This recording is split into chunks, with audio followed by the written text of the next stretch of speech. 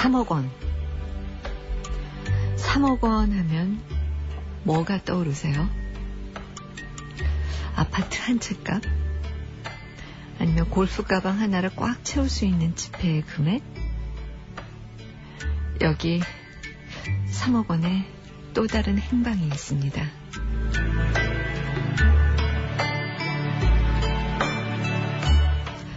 안녕하세요. FM 영화음악의 정은임입니다. 김포에 한 초등학교가 있어요. 전교생이 한 80명 남짓. 한때 폐교될 뻔했던 아주 작은 학교인데요. 이 학교에 아주 특별한 곳이 있습니다. 옥상에 멋진 천문대가 있는데요. 최첨단 천체 망원경까지 갖춘 천문대입니다. 그 학교 아이들의 생생한 수업 장소이기도 하고 또 근처 학교 학생들에게 개방도 된다고 하는데요. 이 천문대가 3억 원 정도의 예산으로 이루어졌다고 하네요.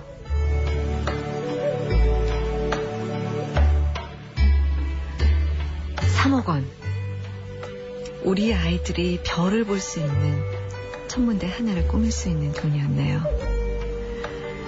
골프 가방에 담겨 있을 때는 아무도 몰랐을 거예요. 그 돈 스스로도 몰랐겠죠.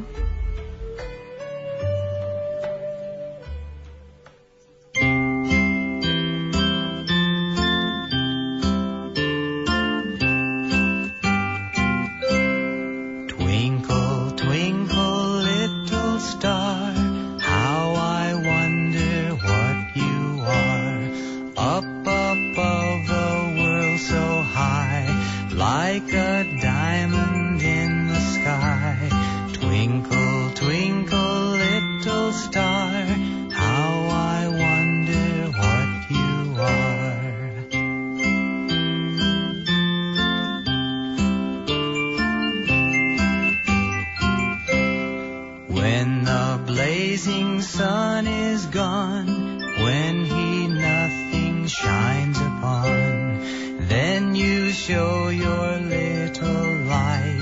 Twinkle, twinkle all the night. Twinkle, twinkle little star, how I wonder what you are. Twinkle, twinkle little star, how I wonder what you are.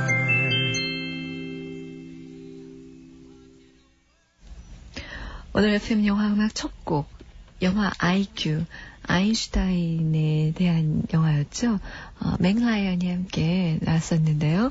그 영화 중에서 레리 그루스가 부른 Twinkle Twinkle Little Star 첫 곡으로 띄워드렸습니다. 갑자기 왜 장유선 학생이 이 곡을 들으니까 생각이 나네요. 시험 기간에 많이 듣는다고 하셨죠? 피경여자고등학교 문법 선생님인 정영현 선생님이 FM 영화음악 팬이라고요. 그래서 이 사연이 소개된다면 꼭 이 말 전해달라고 하셨죠. 선생님, 이번 문법 시험 조금 어려웠어요. 크리스마스 선물로 시험 좀 쉽게 해주지 그러셨어요. 정영현 선생님 듣고 계세요? 야, 요즘은 문법이라는 과목이 있군요. 야, 문법 선생님은 굉장히 딱딱할 것 같은데 사실 정영현 선생님은 저희 인터넷 게시판으로 사연 자주 올려주시는 분이잖아요. 보면 참 딱딱한 것과는 아주 거리가 먼 분 같아요. 선생님과 학생이 함께 듣는 시간 기분이 좋은데요. 누구시죠? 편지나 엽서 같은 것은 사내가 만지는 것이 아니야 라고 생각하셨다는 김상수 씨. 그런 생각 좀 변하셨나 봐요. 그래도 아직 편지나 엽서는 안 만지셨잖아요. 인터넷 게시판으로만 글을 올려주셨잖아요. 혹시 편지나 엽서를 쓰실 생각이 있으시면 받아 적으세요. 우편번호는 150에 600번이고요. 서울시 영등포구 여의도동 여의도 우체국 사서함 819호 FM 영화음악 정은임입니다. 담당자 앞 이렇게 적으시면 됩니다. 그리고 인터넷은 www.imbc.com 라디오 FM 영화음악 정은임입니다. 순서대로 밟아오시고요. 좋은 사연 보내주신 분들께는 이번 주에 저희가 원어뮤직에서 제공하는 반지의 제왕 오리지널 사운드트랙 보내드리겠습니다. 선물로요. 참 FM 영화음악 연말 청취자 영화상 이제 그 각 부문 선정을 했어요. 인터넷 게시판에 올렸으니까 청취자 여러분이 심사위원으로 참여해 주시기 바랍니다. 각 부문별 영화를 여러분이 생각하시는 영화, 이 부문에는 이 영화가 딱이야 라고 생각하시는 부분이 있으면 적어주세요. 단 올해 2003년에 개봉한 영화들에 한해서 각 부문별 영화를 올려주시면 저희가 나중에 다 모아서 그 결과대로 영화제를 열도록 하겠습니다. 자, 다음 곡은요. 최근에 개봉한 영화죠. ING 중에서 한 곡 띄워드릴 텐데 이 영화를 보고 펑펑 울었다고 하셨죠. 김향미 씨. 또 이세은 씨도 재미있고 흐르는 눈물을 닦고 슬픈 부분에서는 더 감정을 짠하게 만들었던 영화였습니다. 영화를 보고 나서 커피를 마시면서 음악의 가사가 머릿속에 맴돌았다고 하셨죠? 윤진선 씨, 남자친구랑 ING 봤다고 하셨는데 이 음악을 들으면 그 느낌이 다시 살아날까요? ING 중에서 들려드리겠습니다. Bird.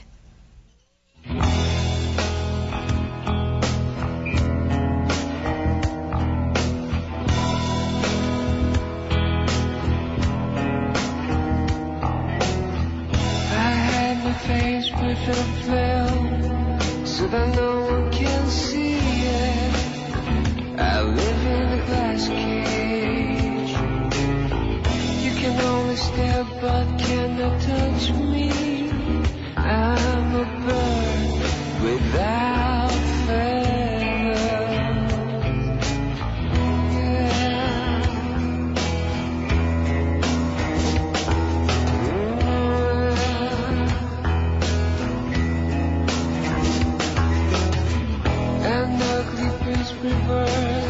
Seems like today's not a place.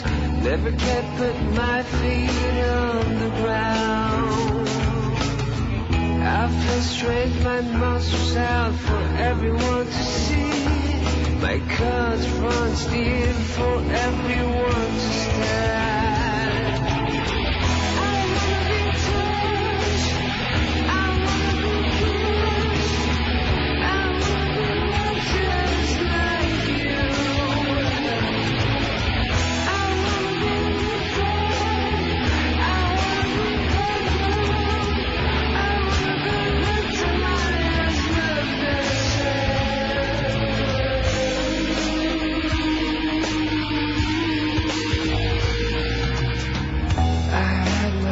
With a veil so that no one can see me.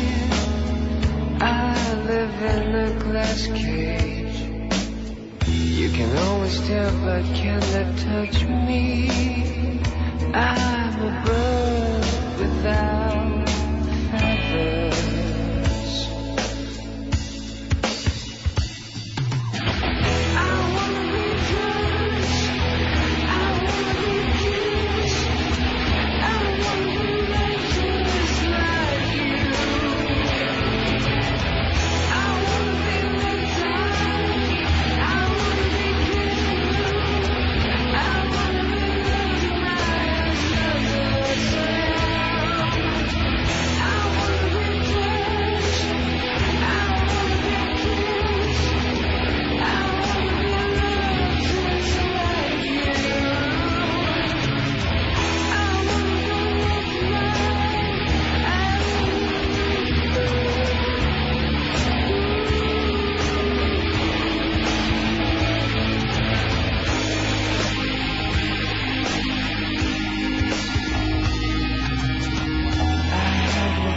With a veil so that no one can see it.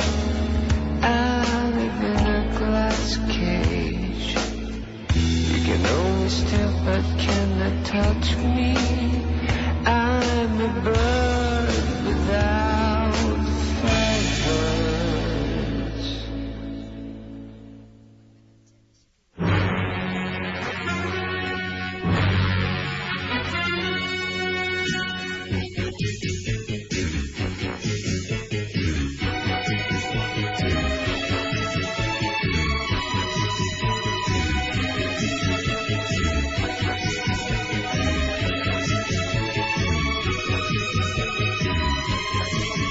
예고편보다 재밌을까?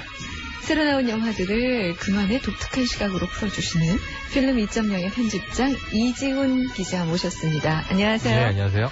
이 음악 들으면서 오시려면 뭔가 막 이렇게 현미경 돋보기 맞아. 돋보기, 뭐 선글라스, 뭐 바바리 코트 다 필요할 것 같은 느낌은 그렇죠. 네, 좀 예. 마음은 그렇습니다. 네. 그래도 쿨한 이지훈 편집장님의 분위기랑 좀 어울린 것 같아요. 제가 이렇게 띄워드렸는데 이번 주 개봉하는 영화들 어떤 영화들 네, 가져오셨어요? 이번 주에는 제일 먼저 뭐 올겨울에 가장 외화 중에서는 대작이죠. 많은 분들이 기대하셨고요. 반지의 제왕 3편 먼저 소개해드릴게요. 네. 부제가 왕의 귀환이라고 붙어있죠. 네. 뭐 이 반지의 제왕 스토리는 자세하게 소개시켜드릴 거는 아닌 것 같아요. 1, 2편 많이들 보셨고요. 네. 3편 스토리는 뭐 간략하게 정리하자면은 그 2편에서 세우된 왕국이죠. 세우된 왕국과 그 이제 사우론의 군대가 헬름 협곡에서 전투를 벌였고요. 네. 그 이후에 이제 사우론의 우르크하여 오르크 종족 대군대가 한 20만쯤 되는 것 같은데요. 물론 이제 컴퓨터 그래픽이니까 숫자야 뭐 마음대로 불릴 수 있는 거고. 그 군대가 이제 그 인간 왕국을 침범을 하죠. 근데 이제 인간 왕국에서는 대비를 안 하고 있었고, 이제 세우된 왕국에 도움을 청하고, 세우된 왕국에서 이제 그 부족들을 규합해서, 여러 왕국을 규합해서, 결국 그 대평원에서 전투를 벌이는 그런 스토리가 하나 있고, 또 하나의 줄기는 역시 이제 프로도와 샘, 그리고 골룸 일행이, 그 절대 반지를 운명의 산에 던지는, 그런 이제 스토리가 진행이 되는데요. 네. 뭐, 제목 그대로, 인간들이 이기고 왕이 귀환을 하고요. 그러니까 아라곤이 이제 왕이 되는 거죠. 네. 그리고 반지는 우여곡절 끝에 하여튼 던져지긴 합니다. 그 네. 세부 사항은 말씀드릴 수는 없고요. 골룸이 어떤 역할을 하고요. 샘도 큰 역할을 하고 프로도는 상당히 갈등하고 이러다가 이제 다 대단원의 막이 내려지는 그런 얘기인데요. 이 시리즈에 대해서는 몇 가지를 그냥 짚고 넘어가면 좋을 네. 것 같다는 생각이 듭니다. 근데 네. 첫째는 당초 이 톨킨이라고 하는 원작자가 이 시리즈를 소설로 썼을 때의 그 심정, 네. 또 어떤 말하고자 했던 바는 반드시 알고 넘어가야겠다는 생각이 들죠. 이 시리즈는 2차 대전이나 나치 등등의 어떤 전쟁의 기운들, 또 세계를 지배하려고 하는 어떤 악의 어떤 총아들이 등장하는 것을 우려해서 만들어진 시리즈고요. 그 절대 반지라고 하는 것은 그야말로 프로도조차도 그 욕망에서 벗어나지 못하죠. 이걸 끼면 자신이 어떤 굉장한 악의 힘을 갖게 된다는 걸 알고 있기 때문에 말하자면 인간들에게는 누구나 그런 유혹이 앞에 던져지고 거기서 스스로 이길 때에 세상도 구원된다라는, 어떻게 보면 이제 개인과 세상이 하나로 연결되어 있는 듯한 그런 네. 굉장히 그 서사적인 이야기치고는 굉장히 그 내밀한 테마를 가지고 있는 그런 점들을 일단 주목해서 보셔야 될 것 같고요. 두 번째는 이 이야기가 피터 잭슨이라는 감독에 의해서 만들어졌다는 사실을 네. 기억하셔야 될 것 같습니다. 피터 잭슨은 뉴질랜드 그렇죠. 감독이잖아요. 예전에 그 고무인간의 최후라고 배드 테이스트라는 그 사람의 이제 데뷔작인데 정말 그 어설프게 그지없는 네. B급 영화도 아니고 거의 뭐 F급 영화 정도 되는 그런 영화인데 그런 감성을 가진 감독이 헐리우드에 입성을 했고, 헐리우드의 어떤 대작보다도 커다란 영화를 만들었는데, 재밌는 사실은 이 반지의 제왕 시리즈는 가만히 보다 보면요, 우리가 헐리우드 블록버스터에서 느끼는 거하고는 조금 다른 맛이 있습니다. 맞아요. 피터 잭슨다운 네. 면이 있는데, 피터 잭슨이 이제 뭐 데드 얼라이브나 이런 좀비 영화들, 또 그 코믹 호러 영화들 이런 거에 네. 전문가잖아요. 그러다 보니까 사실 저도 1편 볼 때 1편에 그 사우론의 9명 흑기사들이 나오는데 저는 그 흑기사들이 굉장히 웃기더라고요. 네. 흑기사들이 이렇게 등장해서 이렇게 칼을 휘두르고 또 별거 아닌 거에 이렇게 쓰러지고 이러는 면들이 마치 데드 얼라이브에 나오는 좀비들을 연상시키는 부분들이 있더라고요. 이 3편에서도 보면요, 이 인간 종족의 군대가 힘을 발휘하지 못하게 되자 그 아르웬이 이제 더 군대가 있다라고 얘기하면서 사자들, 즉 죽은 사람들을 네. 이렇게 불러들이는데 그게 다 사실 좀비거든요. 말하자면. 네. 그럼 B급 공포 영화에서의 좀비 개념들을 이런 서사 판타지물로 끄집어 들여서 그것을 가지고 이렇게 거대하고 광활한 이야기를 만든다는 것도 피터 잭슨만이 할 수 있는 일인 것 같고 어느덧 헐리우드도 그렇게 조금 뭐랄까요 감독의 어떤 스튜디오적인 취향이 아니라 개인의 취향이 많이 반영되는 영화들이 네. 이제는 등장하고 있지 않은가라는 생각을 이 시리즈를 통해서 하게 되죠. 예. 그러면 블록버스터임에도 불구하고 감독 개인의 취향이 많이 반영된 것은 긍정적인 것으로 네, 볼 수 저는 있겠죠? 긍정적으로 볼 수 있고요. 네.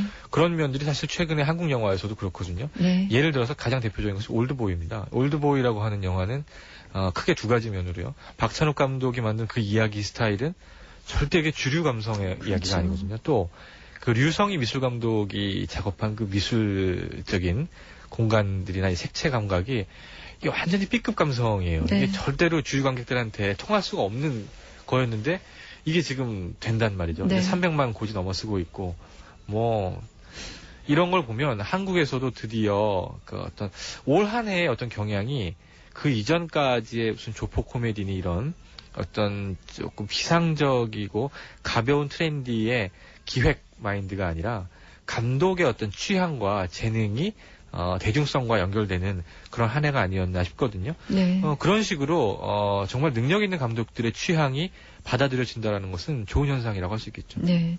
이 반지의 제왕 3편 그 시사회에서는 한 3시간 반 정도였거든요. 네, 이 그렇죠. 길이 그대로 개봉이 예, 그렇죠. 되나요? 그대로 개봉하죠. 아, 그렇군요. 뭐.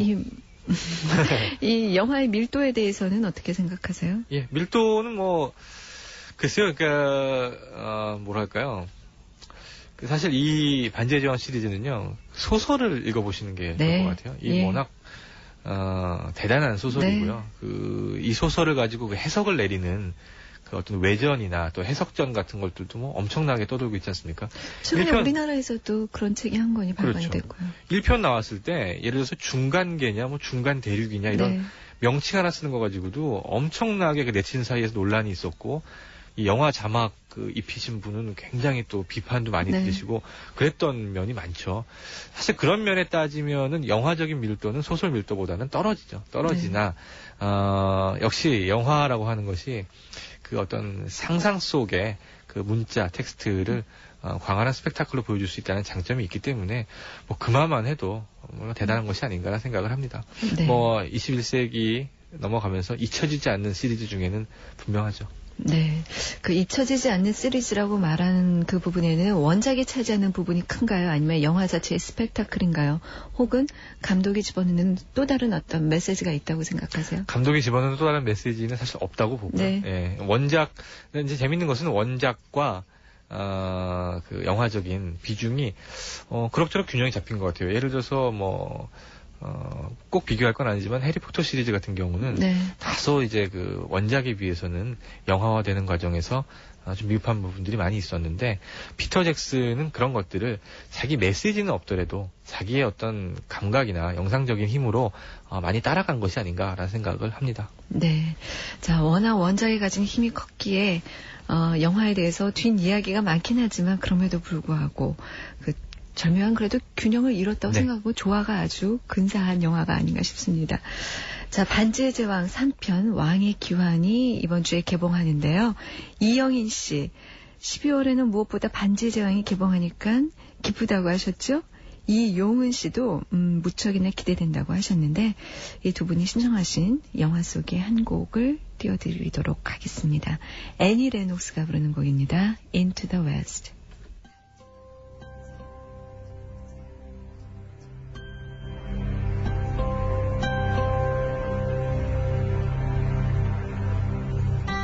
Lay down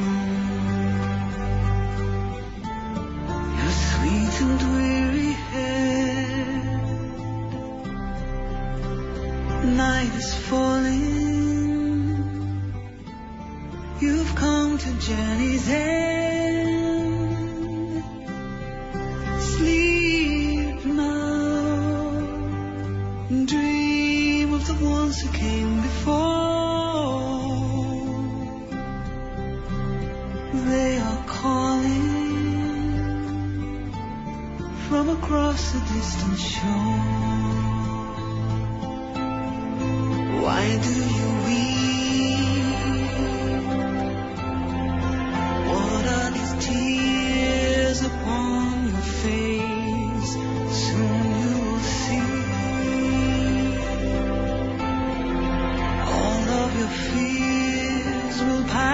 away, safe in my arms.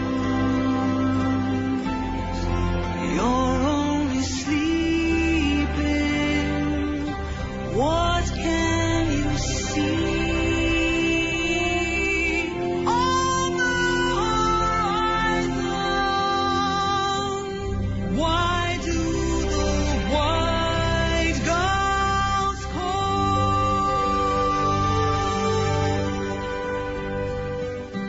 Across the sea, a pale moon rises.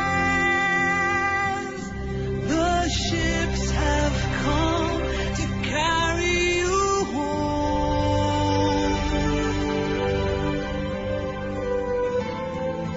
Dawn will turn to silver glass, light on the water, all souls pass, hope fades. 영화 반지의 제왕 3편 왕의 귀환에서 애니 레녹스가 부른 Into the West였습니다. 예고편보다 재미있을까? 과연?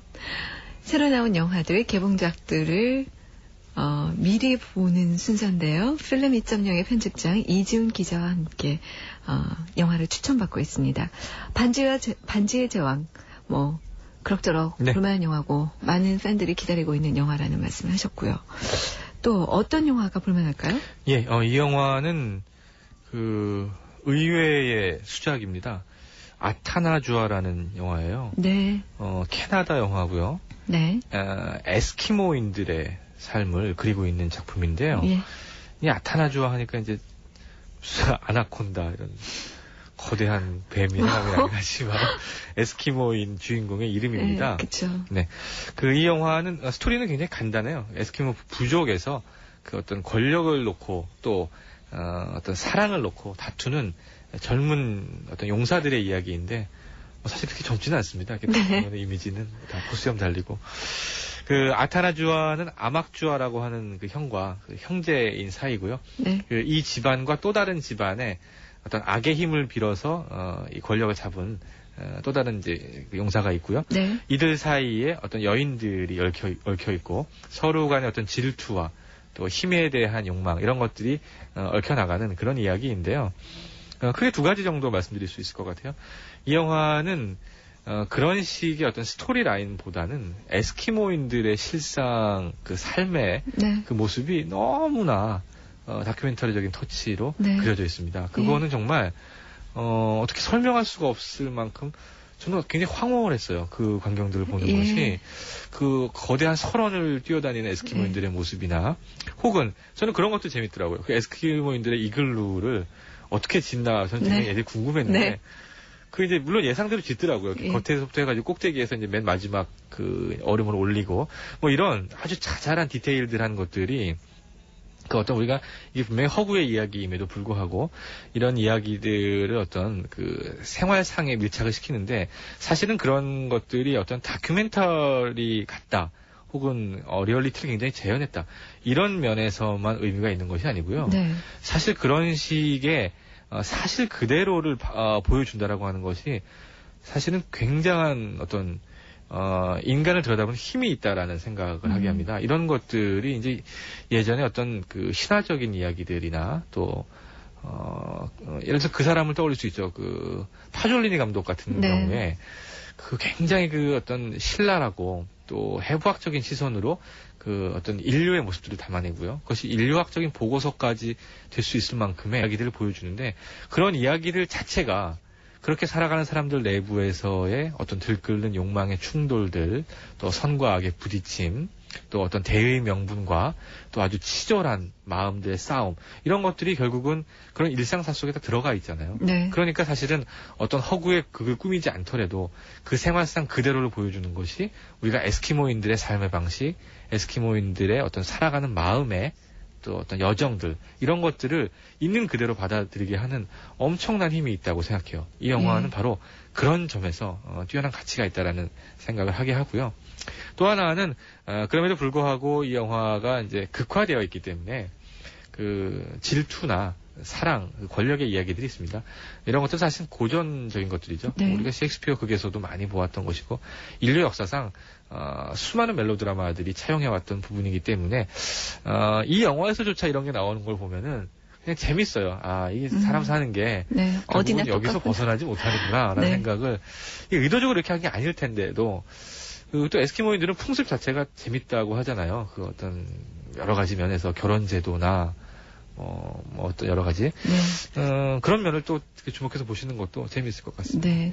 그런데 저도 이 시사회에서 이 영화를 봤는데요. 혹시 우리가 우리와는 너무 다른 이국의 생활들을 이렇게 나열해서 보여주면서 거기서 흥미를 유발하는 혹시 그런 우리 민족지적인 뭐 영화라는 그런 얘기들을 하잖아요. 네네. 칸 영화제에서 이 영화가 뭐 대상을 받았잖아요. 예. 예. 혹시 그런 혐의는 없나요? 예, 그런 부분이 이제 그 부분은 또 다른 얘기가 나올 수 있을 텐데요. 예를 들어서 이제 80년대 동안에 중국 영화가 베니스 영화제하고 칸 영화제에서 그 엄청난 세해를 일으키면서 서방에 알려졌을 때 그것은 우리가 셀프 오리엔탈리즘이라는 명칭을 네. 썼었죠. 특히 이제 첸 카이거라는 감독에게 혐의가 많이 갔었는데 네. 동양을 스스로 신비화함으로써 서구인들에게 이색적으로 보이게 하는 또 다른 의미에서 스펙타클을 그들 자신이 만들어냈던 부분이 있는데 네. 저 개인적으로는 아타나조에는 그런 것은 없다고 생각합니다. 네. 이 영화는 어떤 에스키모인들의 생활이나 어떤 자연 풍광에 대해서 신비로움을 가져가려고 했던 것은 아니라고 봐요. 그런 부분들이 신화적인 것과 신비주의는 좀 다르다고 생각하거든요. 신화적인 것은 그야말로 인간들의 어떤 생활 방식의 원형을 엑기스를 뽑아내기 위한 방식이었다면 결코 이 영화는 신비주의로 사람들의 눈을 미혹시키려는 그런 의도는 없었다고 생각합니다. 네. 그러면요, 이 영화를 우리가 흔히 보는 상업 영화, 물론 이것도 상업 영화지만 헐리우드 영화에 길들여진 관객들에게는 좀 다른 식의 접근이 필요한 영화가 아닌가라고 네, 생각이 그렇죠. 들거든요. 네네. 예. 어떤 식으로 보는 게 좋을까요? 예, 아까 제가 말씀을 드렸던 것처럼, 아까 제가 두 가지 말씀드린 부분이, 흥미로운 대조점이 될 수 있을 것 같아요. 그러니까, 극화된 이야기는 사실 헐리우드 영화들하고 이게 다를 바가 없는 그런 어떤 구조인데, 그럼에도 불구하고 그런 것들을 채우는 것이 예를 들어서 허위냐, 아니면은 그게 어떤 리얼리티냐, 이런 부분에 있어서 분명히 다른, 재미가 있으실 것이고요. 또 하나의 점은, 예를 들어서 이제 우리가 리얼리티라고 얘기를 할 때도요, 영화적인 리얼리티와 현실 그대로의 리얼리티가 있습니다. 그러니까, 영화적인 현실 그대로의 리얼리티라고 했을 때는 실제로 그렇게 살았을 법해요. 그런데 그것이 그대로 영화로 가져왔을 때는 어색할 수가 있어요. 그것을 영화적으로 재가공하는 것이 감독들이 만드는 영화적인 리얼리티인데 이 영화가 흥미로운 점은 영화적인 리얼리티의 포장 과정을 거치지 않았다는 느낌이 들어요. 그냥 있는 그대로의 현실적인 리얼리티를 가져왔음에도 불구하고 그것이 어떤 허구냐 사실이냐의 어떤 뒤섞임 속에서 굉장히 흥미로운 것으로 다가온다는 얘기죠. 그러면서도 구조 자체에는 우리가 익숙한 어떤 멜로드라마를 차용하고 있다. 이런 면들이 종합적으로 보신다면 헐리우드 영화하고는 좀 굉장히 다른 어떤 재미를 느끼실 수 있을 겁니다. 영화가 워낙 생생해서 보는 관객들이 그 안에 내가 주인공이 된 것 같은 느낌을 영화 중반에 들어가면 느끼게 마련인데요. 저희 청취자 시사회를 했어요. 사실 아타나주아를 위해서 몇몇 분이 소감을 올려주셨는데 강동훈 씨 같은 경우는 영화의 북극에서 그러니까 에스키모들이 36.5도의 존재들이 엮어가는 이야기가 전혀 낯설지가 않다. 어떻게 우리랑 똑같은 이야기가 펼쳐질 수 있는가 하는 생각이 들었다고 하셨고요. 참 덜 익혀진 고기 같다라는 생각이 들었다고요. 덜 익혀졌으나 정말 우리가 너무 기름진 스테이크에 익숙해져 있었던 것 같다. 길들여질 수밖에 없었던 것 같다. 이제 이 덜 익혀진 고기를 보니 너무나 따뜻하고 배부르다. 한동안 그윽한 눈빛으로 친구들의 등에 내 손을 집어넣는 짓을 할 것만 같다. 영화를 보면 이 행동이 무슨 의미를 가진지 알 수 있을 것 같은데요. 강동훈 씨는 이런 말씀을 올려주셨고 또 최도훈 씨 같은 경우는 에스키모의 생활 안에 녹아있는 인간의 원초적인 이야기들이 굉장히 가슴 깊이 다가왔다고 했습니다. 뭐 장장 3시간 큰 사건이나 어떤 아주 흥미로운 이야기 구조를 가지지 않았지만 이렇게 집중력을 잃지 않게 할 수 있었던 힘이 무엇일까를 생각하게 한다고요. 자, 이분들을 위해서 아타나주아에서 한 곡 띄워드릴게요. 이준호 씨도 신청을 하셨죠? 아타나주아에서 아타나주아와 오키가 감정의 골이 생기기 시작했을 때 이 글로 안에서 푸야와 아투아가 서로 이야기를 나누듯이 하면서 부르는 랩 같은 노래 띄워달라고 하셨어요. 이 곡이 맞는지 모르겠네요. 문득. 오키는 그 악의 화신 같은 인물이잖아요. 그렇죠? 제가 그 곡이 정확히 뭔지 모르겠어요, 이준호 씨. 하지만 이 곡은요, 푸야와, 그, 아타나주아가 사랑하던, 이름이 뭐죠? 아투아인가요? 예. 아투아가 함께 부르는 곡입니다. Our Beautiful Land.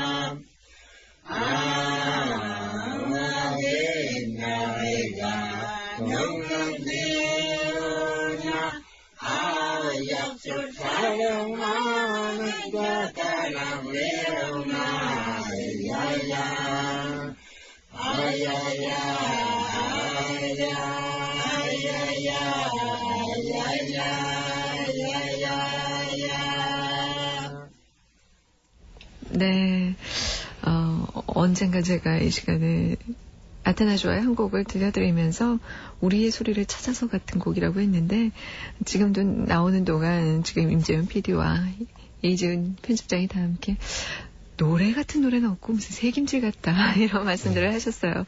되게 근데 자연스러워요. 꼭 우리 그 노동요처럼요. 네. 예, 아타나주아 중에서 Our Beautiful Land 들어봤습니다. 예고편보다 재미있을까? 개봉되는 영화를 필름 2.0의 편집장 이지훈 기자와 함께 미리 보는 시간인데요. 이번 주에 개봉되는 영화 반지의 제왕 그리고 아타나주아 볼만하다, 좋다 말씀을 하셨고요. 또 볼만한 게 어떤 영화가 있을까요? 이 영화도 참 볼만합니다. 붉은 돼지라고요. 네. 미야자키 하야오 감독의 10여 년 전 영화인데요. 이제 개봉을 합니다. 사실 이 비디오 테이프로 이미 많이 돌았어요. 예, 많이들 보시는 영화인데. 근데 사실 이제 바람계곡에 나우시카나 이런 작품들에 비하면 약간은 좀 덜 알려진 작품 중에 하나죠. 줄거리는 간략히 1차 대전이 끝난 이후에 이제 그 주인공이 어떤 그 전쟁에 대한 혐오와 그런 부분들이 반지의 제왕하고 좀 테마가 비슷하네요. 네. 그 스스로 마법을 걸어서 돼지가 되죠. 그리고 무인도에서 살면서 이른바 공적이라고 불리는 하늘의 적들과 이렇게 싸우는 그런 과정인데 하늘의 적들이 이제 이 돼지를 물리치기 위해서 그 미국인 비행사를 고용을 하고 또 이 사람하고 싸우고 이러는데 이 돼지가 이제 붉은색 그 비행기를 타고 다닌다고 해서 이제 붉은 돼지라고 이름이 붙어 있는 그런 돼지의 이야기입니다. 이 영화는 글쎄요, 이렇게 설명드릴 수 있을 것 같아요. 그 미야자키 하야오의 진심이 가장 어떤 순수한 형태로 드러나는 이야기가 아닌가라는 생각을 합니다. 감독의 무슨 자전적인 영화라고 들었거든요. 예, 그렇습니다. 왜냐하면 몇 가지 이유가 있는데요. 첫 번째는 주인공을 돼지로 세웠다는 점이에요. 네. 그 부분은 미야자키 하야오는 원래 자연 친화 사상이 강한 사람이기 때문에 그 사람 영화에 나오는 동물들은 어떻게 보면은 어떤 부박한 인간 세상하고 좀 별개의 그 사람이 가장 원하는 형태의 삶을 살고 있는 그런 존재들이죠. 특히 미야자키 하야오는 돼지를 좋아한다라고 해요. 미야자키 하야오가 자기 자신을 캐리커처 할 때는 늘 돼지의 모습으로 그린다고 하고요. 그런 어떤 것을 보면은 나우시카나 이렇게 조금 인간의 형태로 돌려쳐서 표현하지 않고 곧바로 돼지를 주인공으로 세웠다는 것 자체가 미야자키 하야오의 어떤 원형적인 이야기라고 할 수가 있겠고요. 두 번째로 중요한 점은 이 돼지가 비행사라는 점입니다. 이 사실은 굉장히 중요한데요. 미야자키 하야오의 이야기들을 가만히 살펴보면요. 전부 하늘을 날아요. 나우시카도 비행의 일종의 비행 소녀잖아요. 코난을 떠올려 보시면 코난이 가지고 있는 그 엄청난 육체적인 힘과 이런 것들이 사실 비행이죠, 다. 이게 어떤 의미가 있냐면 사실 우리가 와우장룡이라는 영화가 나왔을 때요. 그 영화의 어떤 육체적인 이미지와 내적인 철학을 어떻게 연결시킬 수 있을까라는 점에서 어떤 허황된 이야기들에 비해서 그 영화는 인간들이 가지고 있는 내공과 어떤 무술 같은 것이 일종의 중력장을 벗어나고 있죠.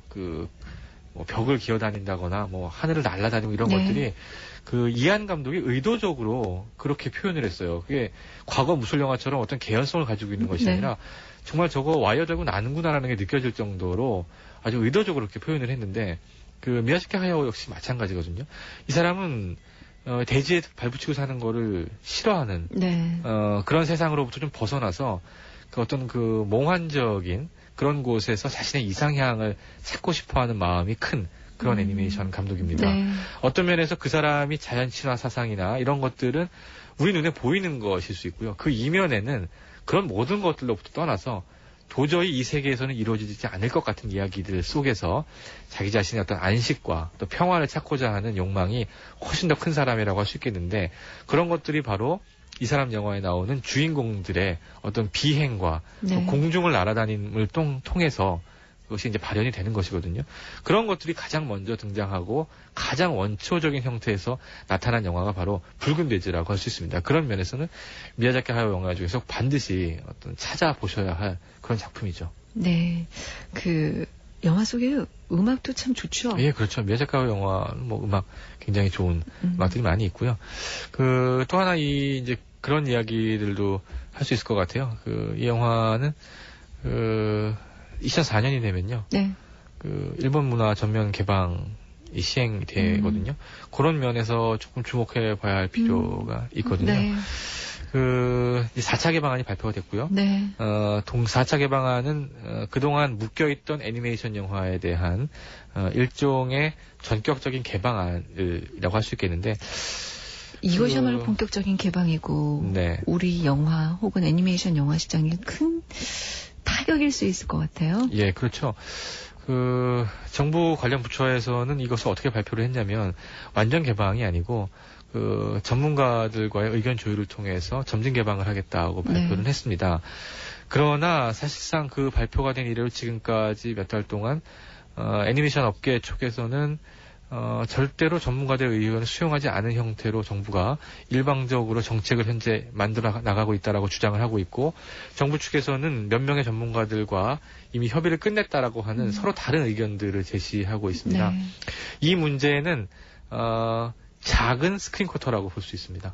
애니메이션 업계에서는 이대로 일본 영화가 개방을 한다면 현재 걸음마 단계에 있는 또 이제 막 도약하려고 하는 한국 애니메이션 산업은 전부 무너진다라고 얘기를 하고 있고 이 말은 일견 맞습니다. 왜냐하면 실사 영화, 한국 실사 영화들은 어느 정도 사실은 경쟁력을 갖추고 있는 상황이잖아요. 요새는 한국 영화 더 많이 보시니까. 네. 근데 한국 애니메이션은 그렇지 않거든요. 그럼요. 정말 너무나 걸음마 단계인데 네. 일본 영화가 들어왔을 경우에 어떻게 될지는 사실 아무도 모르는 부분이 있습니다. 그런데 또 하나의 또 이제 대척점에 있는 이야기는 네. 일본 문화가 점차 개방을 해왔는데요. 일본 영화가 생각보다 우리나라에서 안 돼요. 그렇죠. 네, 이게 실사 영화든 애니메이션 통틀어서 잘 안 돼요, 일본 영화가. 애니메이션도 그런가요? 애니메이션도 마찬가지거든요. 음. 예를 들어서 실사 영화로 치자면 최근에 이제 이번 주에 개봉했던 춤추는 대서선 춤 네. 같은 경우가 거의 영화가 안 됐어요. 네. 이상하게도 일본 영화, 일본 문화에 대한 거부감은 아닌 것 같은데 정서적인 아직 거리감이 있어서 그런지 맞아요. 조금 힘들거든요. 네. 이런 부분들 때문에 막상 전면 개방이 된다 한들 양측이 우려하는 것만큼의 심각한 충돌이 있을 것 같지는 않습니다.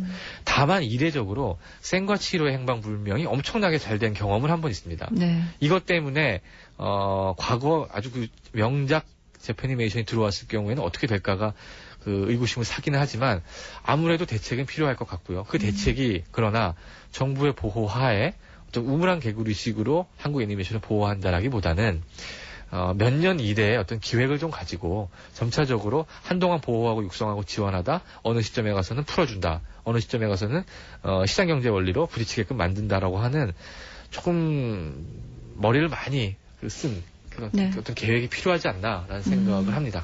현재 우리 정부에서 우리 애니메이션 영화 업계에 대한 어떤 지원책이 있나요? 지원책은 있습니다. 지금도 지원하고 있고요. 그런데 이제 문제는 업계에서 우려하는 것 중에 하나는 사실은 이 지원이 적지 않아요. 그러다 보니까 네. 정부 지원으로 만들어진 영화들이 관변 영화 스타일이 되기가 시작이고요. 예. 그것은 어떤 배급이나 차후의 어떤 관리가 전부 다 국가에 의해서 이루어지는 경우가 지금까지도 종종 있어 왔습니다. 네. 애니메이션 업계에서는 차라리 그렇게 되는 것보다는 지원해주지 않는 게 더 낫다라는 의견들도 나오고 있습니다. 그렇군요. 참 지원을 안 하면 안 될 텐데 이것을 국가가 관여하기보다는 그 지원의 주관을 하는 단체를 뭔가 다른 쪽으로 돌리면 좋지 않을까 하는 생각을 문득 하게 되는데. 그렇죠. 이게 예. 스크린쿼터 때도 그렇지만 이게 결국은 시장경제 원리로 가느냐 국가주의 경제 원리로 네. 가느냐의 커다란 충돌들이 아담 스미스 시절부터 내려온 거 아닙니까? 네. 그런 것들이 이제 어떤 관변 단체라기보다는 관이 주도하는 민간 단체, 네. 그러니까 관이 주도한다기보다 관이 어떤 지원해주는 네. 민간 단체가 나와서 실제 실무진들과 함께 협의해 나가는 형태면 참 바람직하겠는데 사실은 그게 이루어지지 않으니까 이 민주주의라는 게 계속해서 문제가 되고 있는 게 아닌가라는 생각도 합니다. 참. 이렇게 간단한 문제 같지는 않은데요. 여하튼 이 붉은 돼지가 이번 주에 개봉해서 또 관객들에게는 어떠한 평가를 받고 어떠한 반응을 얻어낼지가 또 주목되는 시점이 아닌가 싶네요. 네, 그렇습니다. 자, 이번 주에 새로 나온 영화들 필름 2.0의 이지은 편집장과 함께 미리 봤습니다. 오늘 고맙습니다. 예, 감사합니다. 예. 자, 붉은 돼지 중에서 클럽 여가수인 진아가 부르는 샹송이 있습니다. 한번 들어볼까요? 버즈가 여물 무렵.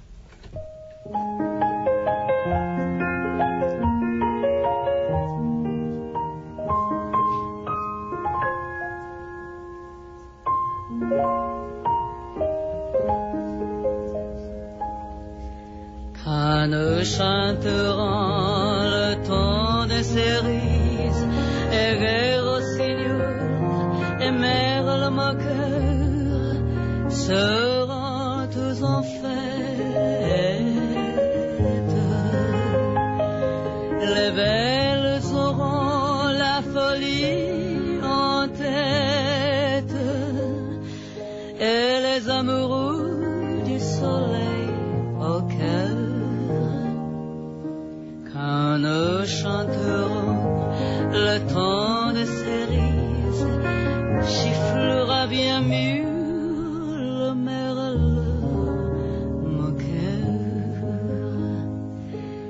Mais il est bien court le temps des cerises, où l'on s'en va doux, qu'iront les vents, dépendant d'oreilles. Cerises d'amour, au bout pareil, tombant sur la faille en gouttes de sang. Mais il est bien court le temps des cerises, pendant de corail, cailloux rêvons.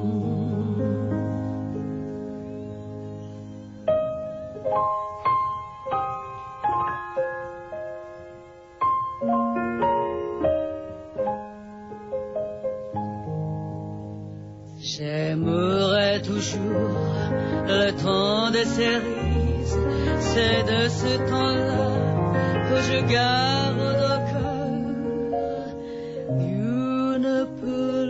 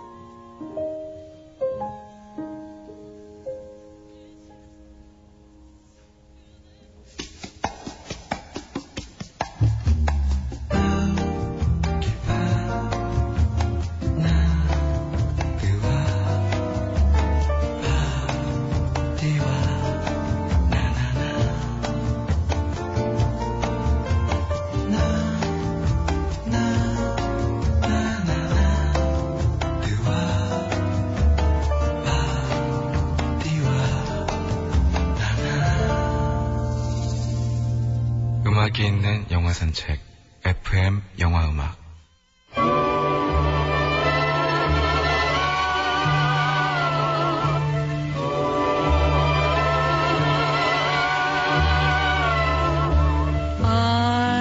I'm dreaming of a white Christmas, just like the ones I used to know, where the treetops glisten and children listen to hear sleigh bells in the snow.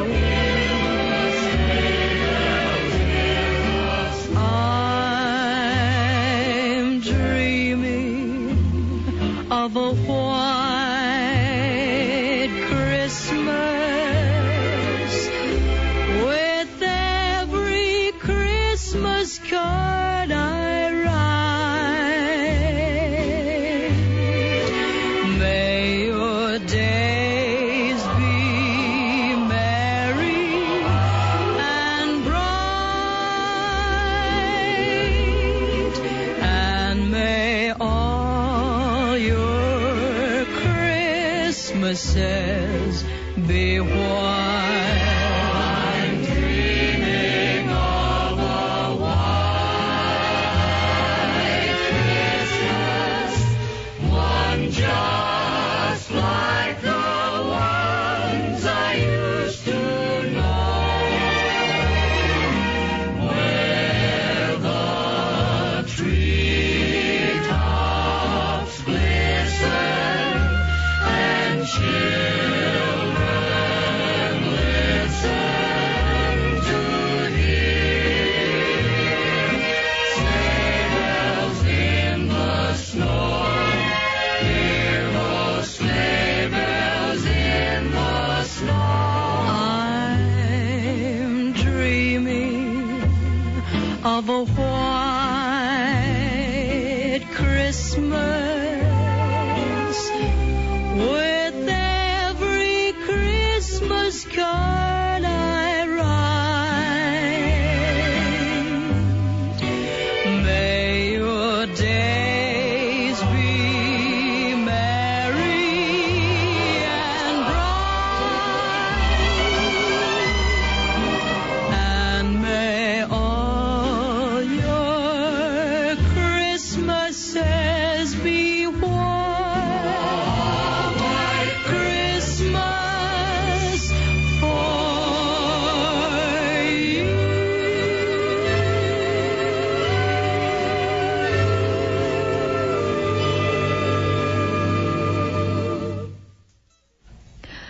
이번 주에 개봉하는 유일한 한국 영화죠. 해피 에로 크리스마스 중에서 패티 페이지가 부른 화이트 크리스마스였습니다. 초보경찰 병기 차태현이 온천 휴양지 유성에서 벌이는 이야기들인데요. 온천파 두목인 석도 박영규를 검거하고 한편으로는 또 짝사랑 중인 그 볼링장 여직원 민경, 그 김선아의 사랑을 얻어내는 것이 꿈인 이 주인공의 이야기가 펼쳐진다고 하는데요. 해피 에로 크리스마스라. 영화를 못 봤어요. 저 아직. 제목이 참 심상치가 않죠? 자, 갑자기 해피 에로라는 그 제목을 읽다 보니까 이 이종찬 씨의 사연이 갑자기 눈에 들어오네요. 예전에 언젠가 세계 인권 선언 기념일에 남친 뽀뽀권을 행동에 옮겼다고 사연을 올려주신 이거는 에로랑은 상관이 없는데 왜 갑자기 이게 눈에 들어왔을까? 아주 어렸을 적에 첫사랑과 첫 뽀뽀를 했던 날입니다 라고 하셨는데 이 남친 뽀뽀권이라는 게 남자들 사이에는 존재하나 봐요? 그런 거 있나요? 없어요? 이종찬 씨가 만드신 거 아니에요? 하여튼 그래, 남자친구는 뽀뽀할 수 있는 권리가 있다. 괜찮네요. 다만 이 뒤에 나중에 그 친구한테 들은 이야기지만 마늘과 맥주 냄새가 참 인상적이었다고 하셨네요. 그 톰소의 모험을 보면요. 심지어는 그 어린 톰도 베키한테, 베티인가요? 베키였나? 예, 베키한테 뽀뽀를 하기 전에 열심히 껌을 씹었는데 이종찬 씨는 왜 그랬어요? 여하튼 덕분에 세계 인권 선언 기념일은 정확히 알고 계신 셈이네요. 그렇죠? 사랑의 추억. 이게 또 근사한 사랑의 추억 중에 하나예요. 김명렬 씨 반갑습니다. 샌디에고에서 사연을 올려주셨네요. 인턴 사원으로 일한 지 한 2달 되어 간다고 하셨죠? 생활은 안정됐는데 아직 가끔가다 회사 사람들이 뭐라고 우다다다다다 말을 하면 멍해지곤 한다고요.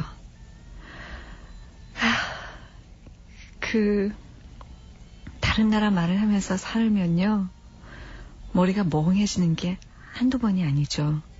저도 알죠. 전 특히 수업 시간에요. 저는 미국에서 공부를 했었었는데요. 회사에서 일하다가 공부를 너무너무 하고 싶다라는 생각이 들어서 순수하게 가서 이제 공부를 하게 됐는데 수업 시간에 토론을 하다 보면 이제 머릿속으로 저는 열심히 말을 구성해요.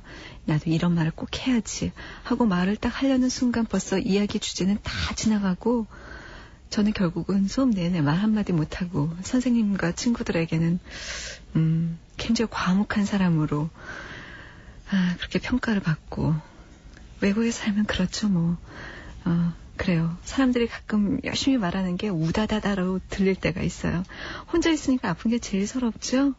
특히나 외국에서 의사 찾아가려면 가끔 전문 용어 쓰고 그러면 참 힘들잖아요. 그러니까 사전을 갖고 계셔야 돼요. 병원 가시기 전에도. 건강 조심하시고요. 이번에는 또 일본에서 오신 분이에요. 굉장히 국제적인 느낌이 드는데요, 갑자기. 박증환 씨, 어르신이세요. 굉장히 연배가 높으신 분인데, 영화에 대한 사랑이 굉장히 남다르다는 생각이 들어요. 특히 박증환 씨는 일본에 있는 넷째 누님의 셋째 딸 카츠의 31번째 생일을 축하하면서 사연을 올려주셨어요.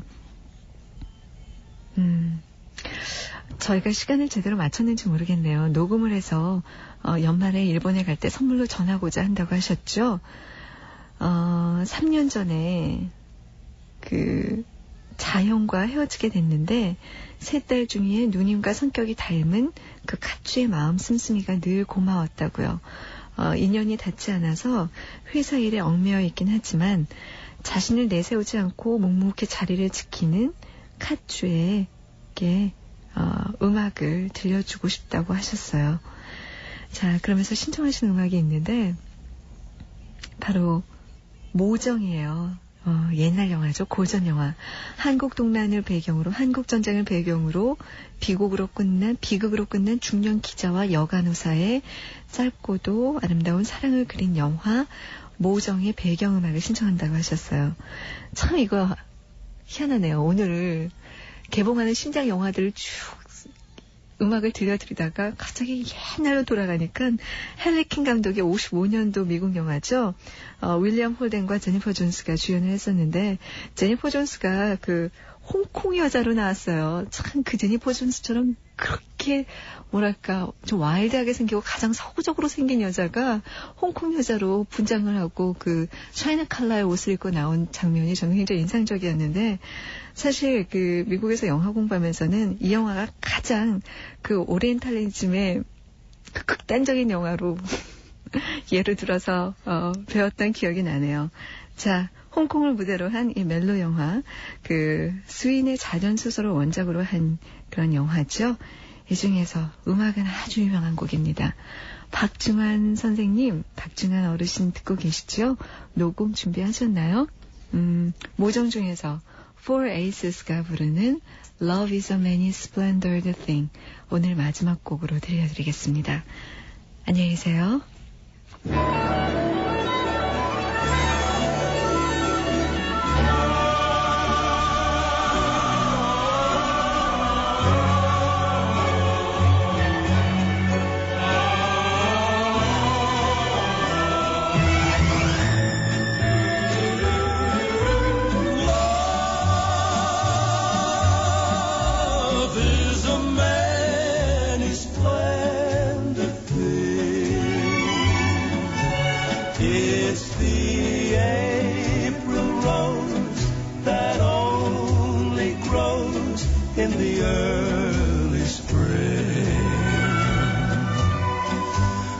Is nature's way of giving a reason to be living, the golden crown that makes a man a king.